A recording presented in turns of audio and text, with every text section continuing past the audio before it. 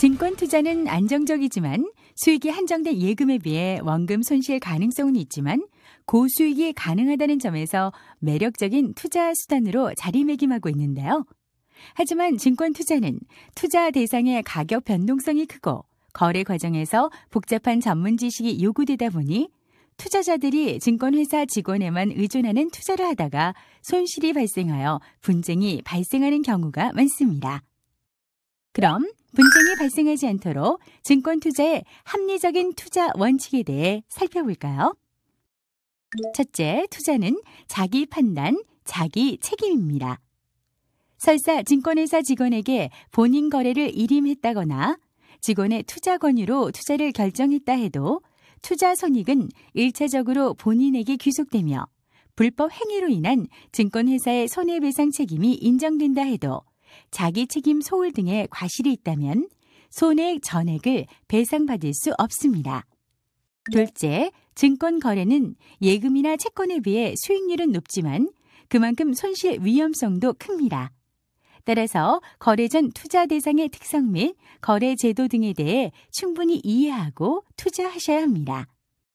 셋째, 본인의 투자 목적, 투자 경험, 투자 성향에 맞게 투자하셔야 합니다. 그리고 투자는 생계 자금이 아닌 여유 자금으로 분산 투자하시는 것이 좋습니다. 그럼 실제로 어떤 분쟁이 자주 발생하고 그 예방 요령은 무엇인지 하나하나 살펴볼까요?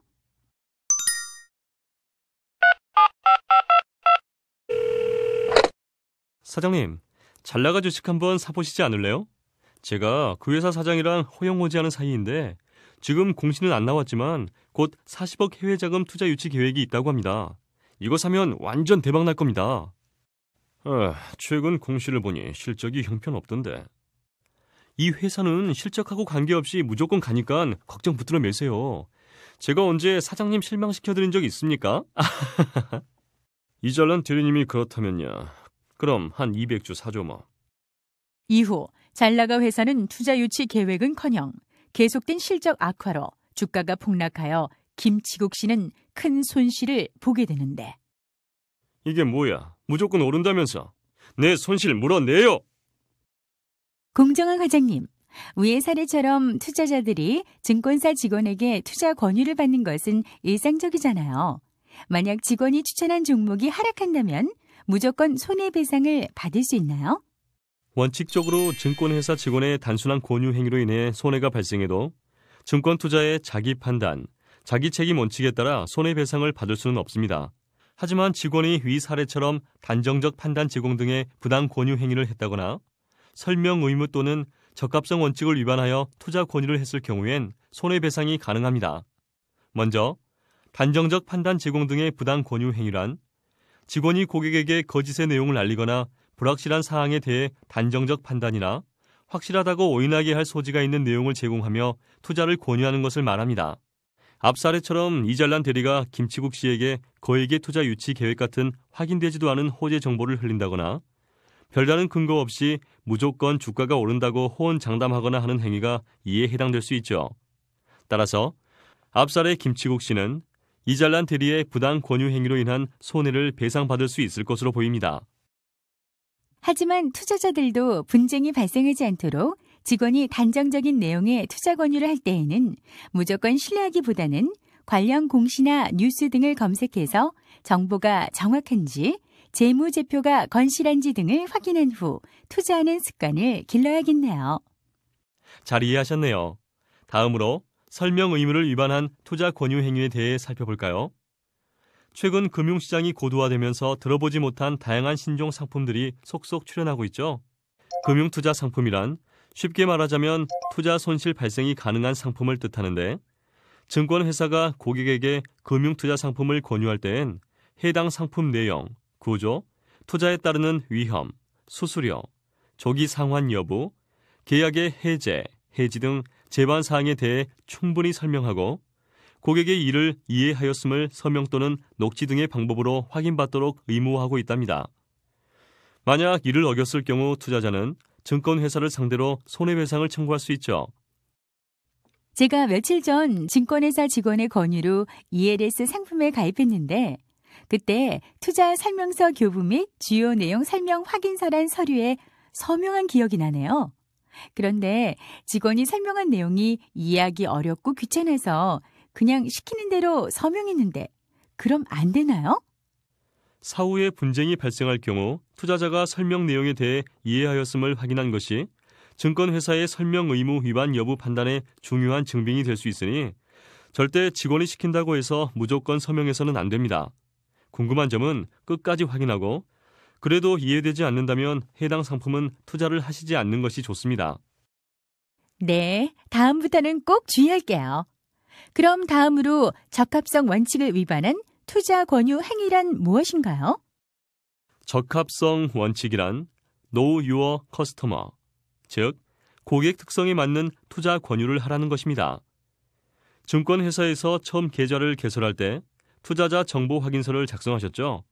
증권회사는 고객이 투자자 정보 확인서에 기재한 정보를 바탕으로 투자자 성향을 안정형, 안정추구형, 위험 중립형, 적극 투자형, 공격 투자형으로 분류한 후 각 유형별 투자 권유가 가능한 상품 내에서만 투자 권유를 할 수 있답니다. 저는 안정 추구형으로 분류되었는데 그럼 직원이 저에게 선물 옵션, ELW 같은 초고위험 상품을 권유하면 적합성 원칙을 위반한 투자 권유 행위에 해당할 수 있겠네요? 네, 그렇습니다. 만약 고객이 자기의 투자 성향보다 투자 위험도가 높은 금융투자 상품에 투자하려 한다면 금융투자업자는 그 금융투자 상품의 투자 위험성을 고객에게 알리고 고객에게서 서명 등의 방법으로 투자 위험성을 고지받았다는 사실을 따로 확인받아야 한답니다. 사실 저 같은 일반 투자자들은 전문 지식과 투자 경험, 정보 수집 능력이 월등한 증권회사 직원들의 말에 솔깃할 수밖에 없거든요. 공정한 과장님의 말씀을 듣고 보니 직원의 투자 권유는 단지 투자에 있어 참고사항일 뿐 무엇보다도 투자자 스스로 자기 판단과 책임하에 거래하는 것이 원칙이라는 점 명심해야겠네요. 맞습니다. 증권회사 직원 역시 고객에 대해 투자 권유를 할 땐 앞서 말한 설명 의무, 적합성 원칙 등을 기억하고 합리적인 근거하에 투자 권유를 해야 불필요한 분쟁에 휘말리지 않는다는 점 기억해 주시기 바랍니다. 이 친구 실력 하나는 최고라니까. 한번 믿어봐봐. 나중에 엄청 벌면 한턱 쏘는 거 잊지나 말라고. 주식 한번 해보세요. 사장님은 사업도 바쁘시고 하니까 저한테 맡기시면 제가 잘 관리해드리겠습니다. 그럼 잘 부탁드립니다. 그래도 혹시 모르니까 종목은 튼튼전자나 부자물산 같은 우량주로 매매해주세요. 아니, 이게 뭐야? 우량주 거래해달라고 했더니 듣도 보도 못한 종목들을 하루에도 몇 번씩 샀다 팔았다. 그리고 원금이 9천만 원인데 수수료가 3개월 만에 5천만 원이나 나오는 게 말이나 되냐고요. 내 손실 물어줘요. 저한테 알아서 잘 해달라고 맡기셨잖아요. 전 책임 없습니다. 공정한 과장님, 위의 사례처럼 투자자가 정식 일임 계약 없이 직원에게 본인 거래를 전부 맡기는 포괄 일임 매매는 자본시장법에서 금지되어 있지 않나요? 자본시장법에서는 증권회사가 포괄 일임을 하려면 금융위원회에 투자 일임업을 등록하고 고객과 정식으로 일임 계약을 체결한 후 전문 투자 운용 인력이 관리토록 하고 있지만 현실에서는 앞 사례처럼 직원에게 구두로 일임한다거나 명시적인 의사표시 없이 묵시적으로 일임하는 경우가 종종 발생하고 있습니다. 그럼 포괄 일임의 경우 손해가 발생한다면 어떻게 되나요? 직원이 계좌 지배권을 가지는 포괄 일임의 경우라도 이익이 나든 손실이 나든 투자 결과는 기본적으로 일임을 맡긴 투자자에게 귀속됩니다. 앞 사례처럼 자본시장법을 위반하여 일임 계약 없이 일임을 했다 해도 마찬가지죠. 다만 증권회사 직원이 과당 매매 등 투자자에 대한 선관 의무 또는 충실 의무를 위반했거나 이해상충 행위로 투자자에게 손해를 입힌 경우엔 불법 행위로 손해배상 책임이 발생합니다. 그럼 과당 매매는 어떻게 판단하나요? 주식 매매의 빈번한 정도를 나타내는 매매 회전율, 매입 주식의 평균 보유 기간, 전체 매매에서 단기 매매 비중, 수수료 금액의 과다 여부 등 여러 지표를 보아 전문가의 합리적인 선택이라고 볼 수 없을 만큼 과도한 거래로 했다고 보여지면 과당 매매로 손해배상 책임을 지게 된답니다. 그럼 직원이 과당 매매를 하면 투자자는 1인 매매로 인한 손실을 전부 배상받을 수 있나요? 그렇지 않습니다. 과당 매매로 인한 손해배상액은 과당 매매 기간에 발생한 손실에서 당시 주가 하락이나 고객의 책임 비율 등을 감안해서 산정하는데 1인 매매의 경우 증권 투자에 있어서의 자기 판단, 자기 책임 원칙에 따라 투자자의 책임 비율이 타 불법 행위에 비해 상당히 높습니다. 그럼 투자자 스스로도 1인 매매를 할 때 정기적으로 본인 계좌 매매 내역, 잔고 등을 확인해서 직원이 본인 1인 취지에 맞게 운용하고 있는지 항시 관리 감독하고 이를 어겼을 경우 즉시 이의 제기를 해야겠네요. 맞습니다.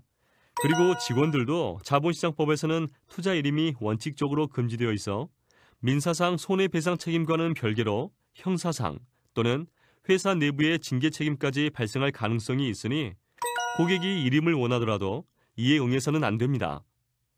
법에 의한 투자 일임의 경우라도 우량주 위주의 분산 투자로 최대한 안정적으로 운영하되 손실을 포함한 매매 내역, 잔고 등은 주기적으로 보고하여 불필요한 분쟁 가능성을 줄여야 할 것입니다. 아니, 이거 내가 매매한 사실이 없는데. 이봐요. 쌩쌩건설 주식 500주를 내가 매매한 적이 없는데 왜 내 잔고에 있어요? 아, 요즘 쌩쌩건설 주식이 오른다고 하길래 제가 사모님 대신 좀 사놨습니다. 아니, 왜 내 허락 없이 주식을 마음대로 사요? 어차피 수익 내기 위해 투자하는 거 아닙니까? 정말 좋은 주식이니 앞으로 오를 겁니다. 믿고 조금만 기다려주세요. 뭐 이왕 샀으니 할 수 없죠. 알았어요. 대신 오르면 꼭 팔아줘요. 공정한 과장님, 임의 매매란 말 그대로 직원이 고객 모르게 임의로 매매했다는 것을 말하나요? 네, 그렇습니다. 임의 매매란 증권회사 임직원이 투자자로부터 매매 주문을 받지 않았음에도 투자자의 예탁 자산으로 금융투자 상품을 매매하는 것을 말합니다. 임의 매매는 민사상 손해배상 책임은 물론 5년 이하의 징역 또는 2억 원 이하의 벌금의 형사제재도 부과될 수 있는 위법성이 큰 행위로 관련 법령에서는 임의 매매를 엄격히 금지하고 있습니다. 그런데 직원이 사장 주문 위탁 없이 매매를 하면 다 임의 매매가 성립하나요? 임의 매매는 개별 주문에 대한 주문 수탁 유무보단 매매에 있어 투자자의 위임이 존재했는지 존재하지 않았는지 여부로 판단합니다. 즉, 고객의 매매 주문 없이 직원이 자의적으로 매매하는 경우 원칙적으로 임의 매매가 성립되지만 개별 매매에 대한 주문 수탁이 없었다고 해서 항상 임의 매매가 성립되는 것은 아닙니다. 예를 들어 시장 상황에 신속하게 대응하기 위해 직원이 개별 거래마다 투자자와 일일이 상담하고 매매하기 어렵다는 이유로 먼저 매매를 한 후에 나중에 보고하는 방식으로 거래하기로 투자자와 합의했다면 개별 매매에 대한 주문 위탁이 없었다 할지라도 투자자의 위임 의사가 있으므로 임의 매매가 인정되지 않죠. 반면 투자자가 직원에게 포괄 일임을 맡겼다고 해도 별도의 권한을 위임받지 않고 고객 모르게 신용 거래를 했다면 이러한 신용 매매는 일임의 범위를 벗어난 임의 매매로 인정받을 수 있답니다. 그럼 임의 매매가 성립되면 고객은 손해를 모두 배상받을 수 있나요? 직원의 임의 매매가 설사 인정되더라도 앞 사례처럼 고객이 사후적으로 이를 추인한 것으로 볼만한 사정이 있다면 임의 매매로 인한 손해를 배상받지 못할 수도 있습니다. 판례에서 인정한 추인의 사례로는 고객이 임의 매매 사실을 알고도 아무런 이의 제기 없이 이를 방치했다거나 위의 사례처럼 직원의 설득을 수용하여 주가 상승을 기다린 경우, 임의 매도로 계좌에 입금된 매도 대금을 인출한 경우, 신용으로 임의 매수한 경우 그에 따른 미수금을 이의 없이 변제한 경우, 고객이 임의 매매 사실을 알면서 계속해서 임의 매수된 주식이 예탁된 계좌를 이용하여 주식을 매매한 경우 등이 있습니다. 그럼 투자자가 임의 매매를 발견했을 때는 지체 없이 이의 제기를 해야겠네요. 맞습니다. 만약 추인한 것으로 인정되게 되면 임의 매매로 인한 손해배상은 받을 수 없으니 추인한 것으로 볼만한 행동은 절대 하지 마시고 즉각 이의 제기를 하셔야 합니다. 그리고 임의 매매를 원천적으로 방지하기 위해서는 평소 본인 증권카드, 인감도장, 비밀번호 등은 타인에게 노출되지 않게 철저히 관리하시고 비밀번호는 주기적으로 자주 변경하시는 것이 좋습니다.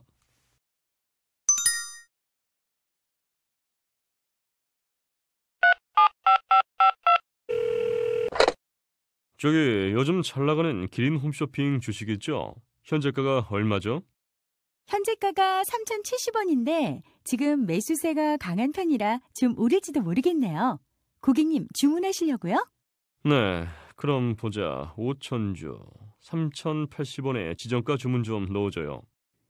그러나 당시 부자증권사에서는 전국적으로 HTS를 비롯 모든 주문 매체에 전산 장애가 발생하였고 이를 알지 못했던 이친절 직원은 홍길동 씨의 주문을 거래소에 제출하였으나 해당 주문은 전산 장애가 복구된 09시 17분경에야 접수되었는데 고객님 정말 죄송한데 전산 장애로 고객님께서 제출한 주문이 바로 접수되지 못하고 9시 17분경에나 접수가 되었습니다. 그런데 그동안 기린 홈쇼핑 주가가 급등하는 바람에 주문하신 3,080원에는 체결되지 못할 것 같아요. 뭐라고요? 벌써 3,100원이네. 지금 추격 매수하기도 그렇고 할 수 없죠. 그냥 주문 취소해 주세요. 기린 홈쇼핑 주식은 이후 등락을 거듭하여 이날 종가 3,050원에 끝났으나 이후 4일 연속 4거래일 동안 상한가를 기록했는데 아니, 기린 홈쇼핑 주식 왜 이렇게 잘 나가? 그때 주문만 잘 체결됐어도 대박 났을 텐데.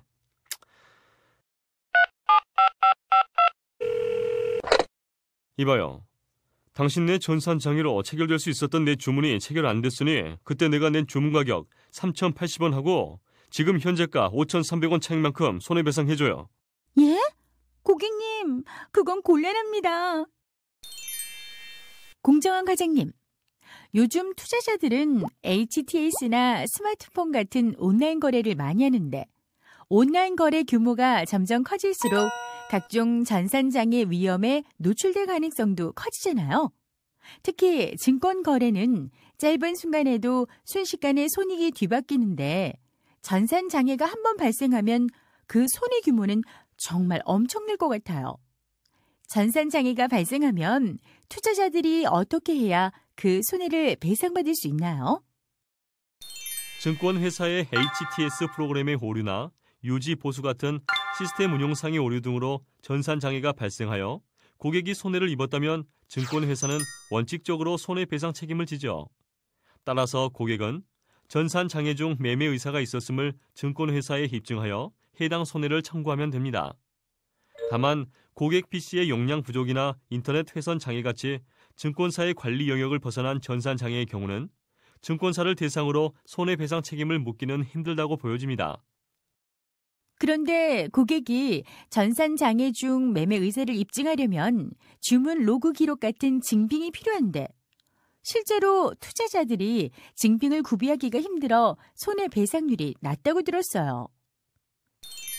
네, 따라서 HTS를 사용하는 도중 전산 장애가 발생했다면 장애가 발생한 사실을 입증하기 위해 화면 캡처, 동영상 촬영 등을 해두시면 도움이 됩니다.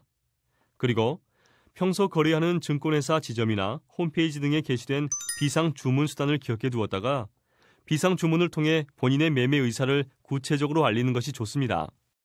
참고로 홈페이지 등에 게시된 콜센터 전화번호는 전산장애 중엔 전화가 집중되어 연결이 잘 안 될 수도 있기 때문에 가급적 지점 전화를 이용하시고 이마저도 잘 되지 않는다면 홈페이지 고객 게시판에 본인 주문 내용을 올리는 것도 한 방법입니다. 공정한 과장님, 그런데 전산장애가 발생하면 매매를 하지 못해 발생하는 기회비용이라는 게 있잖아요. 앞 사례에서 홍길동 씨가 전산장애로 기린 홈쇼핑 주식을 3,080원에 매수하지 못해 입은 실제 손실은 없지만 만약 제대로 체결되었다면 기린 홈쇼핑 주가가 4일 연속 상한가였으니 그만큼 상당한 수익을 얻을 수 있었을 텐데요. 전산 장애로 인한 손해배상의 범위는 통상 손해, 즉 투자자가 실행하고자 한 주문 중 전산 장애가 없었더라면 체결될 수 있었던 매매 호가임에도 전산 장애로 동 주문이 거래소에 접수되지 못하고 전산 장애가 복구된 이후 다시 동종의 종목을 매매하는 데 지출된 추가적 비용에 국한됩니다. 따라서 위의 사례처럼 실제로 동종목을 매매한 사실이 없는 가운데 단순히 매매하지 못한 주식의 가격이 유리하게 되었다고 하는 등의 기회비용은 특별 손해로 증권회사가 그 사정을 알았거나 알 수 있었던 경우가 아니면 손해배상 대상이 되지 않습니다. 따라서 위 사례에서 당시 홍길동 씨의 기린 홈쇼핑 5,000주에 대한 3,080원의 매수 주문이 체결 가능했다 할지라도 홍길동 씨는 전산 장애가 복구된 이후 동 종목을 추가적으로 매수한 사실이 없고 오히려 동 매수 주문을 취소하였으므로 통상 손해가 있다고 보기 힘들고 홍길동 씨가 주장하는 전매 이익의 상실은 특별 손해로 손해배상 대상이 되지 않습니다. 그럼 투자자들도 전산 장애가 복구된 후 본인에게 유리한 상황이 형성되면 즉각 매매를 하는 것이 좋겠네요. 공정한 과장님, 온라인 거래 시 전산 장애 이외에 요즘 해킹, 피싱 같은 보안 사고가 많이 일어난다고 들었어요. 안전한 전자 금융 거래를 하기 위해 온라인 투자자들이 유의해야 할 사항들에는 어떤 것들이 있을까요? 말씀하신 대로 요즘 전자금융거래 관련 보안 위협이 갈수록 높아지고 있는 실정입니다. 증권회사도 안정적인 전산망 구축을 위해 노력해야겠지만 투자자들도 안전한 전자금융거래를 하려면 계좌번호, HTS ID, 비밀번호는 일반 인터넷 사이트의 ID, 비밀번호와는 다르게 설정하여 사용하시고 엑셀 등 PC에 저장해 놓거나 타인에게 위탁 또는 알려줘서는 안 됩니다. 공인인증서, 보안카드 등은 메일함, 웹하드 등 인터넷상에 보관하지 말고 USB 등 이동식 저장 매체에 보관하는 것이 안전합니다. PC 등 개방된 컴퓨터에서 전자금융 거래를 하는 것을 가급적 자제하되 피치 못하게 사용할 경우엔 잠시라도 자리를 비우게 되면 HTS를 종료한 후 다시 로그인하고 사용 후에는 관련 정보를 꼭 삭제하시기 바랍니다. 매매 체결, 입출금 이체, 공인인증서 재발급 사실 등은 휴대폰으로 즉시 알려주는 SMS 서비스에 가입하는 것이 좋고 예탁금 인출 사고를 당하거나 보안카드 등을 분실한 경우엔 거래 지점에 신고하여 정지 요청하시기 바랍니다. 마지막으로 PC 백신 프로그램을 주기적으로 업데이트를 하는 등 보안 관련 정기적인 점검을 하셔야 마음 놓고 안전한 전자금융 거래를 할 수 있답니다.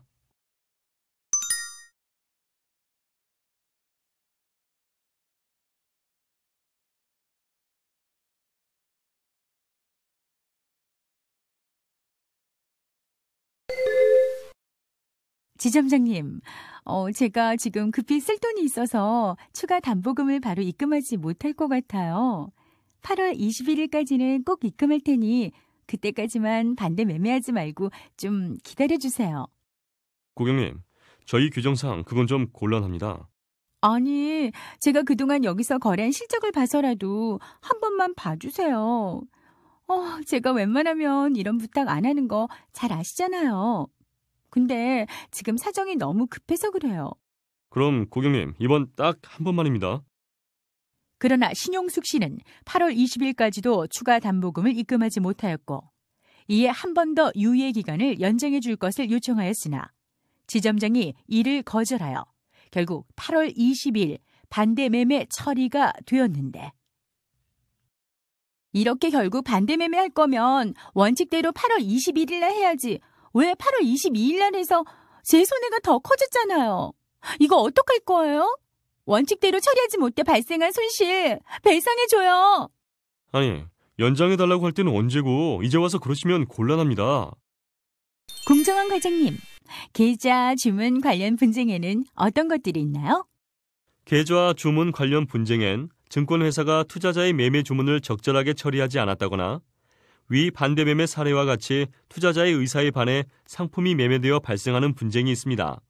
증권회사는 기본적으로 고객과의 위탁 계약상 고객의 주문을 제대로 처리해야 할 계약상 의무가 있고 고객에 대한 선량한 관리자로서의 주의 의무 역시 부담하기 때문에 매매 주문이나 반대 매매를 처리함에 있어 이를 위반했다면 손해배상 책임이 발생합니다. 공정한 과장님, 그중에서도 위 사례와 같은 반대 매매 관련 분쟁이 많다고 들었는데요. 반대 매매는 어떤 경우에 실행하게 되나요? 주식의 경우 미수 거래 중 미수금이 발생하거나 신용 거래 중 채무 상환 또는 담보 부족분에 대한 추가 납부가 제대로 이루어지지 않았을 때 증권회사는 고객 계좌에 대해 반대 매매를 실행할 수 있습니다.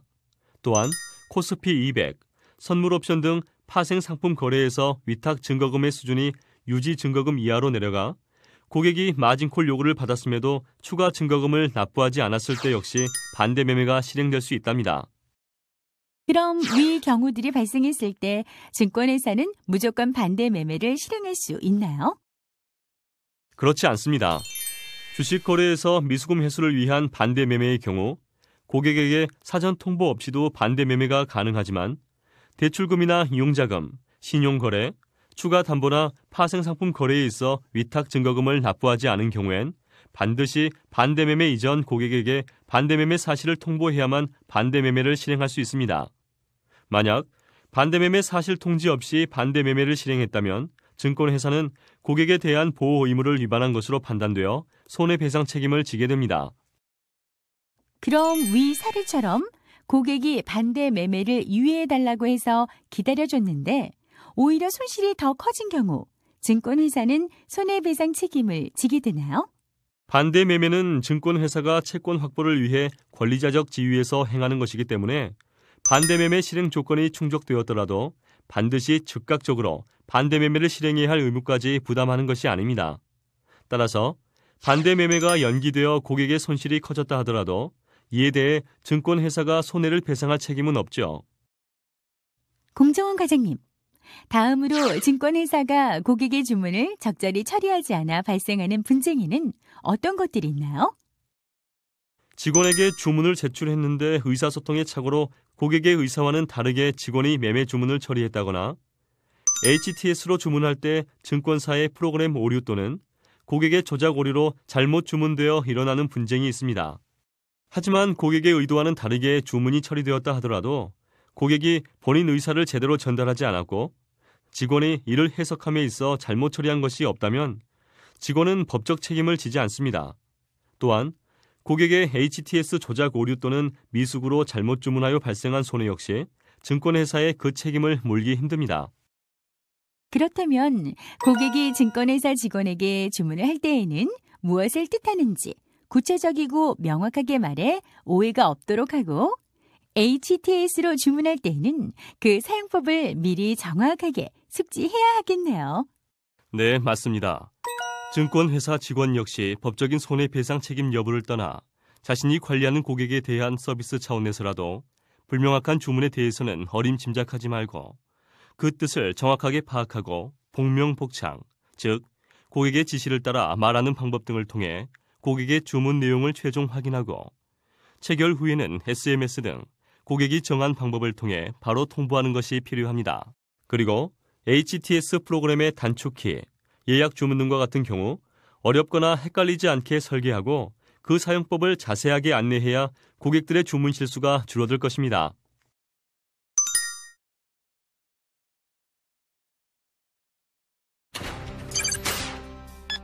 증권 분쟁을 해결하기 위해서는 사법기관인 법원에서 해결하는 것이 가장 확실하겠지만 소송을 준비하려면 전문 지식이 필요할 뿐만 아니라 많은 시간과 변호사 수임료 등 큰 비용이 들고 특히 손해 금액이 소액인 경우 소송의 실익이 없다는 문제가 있습니다.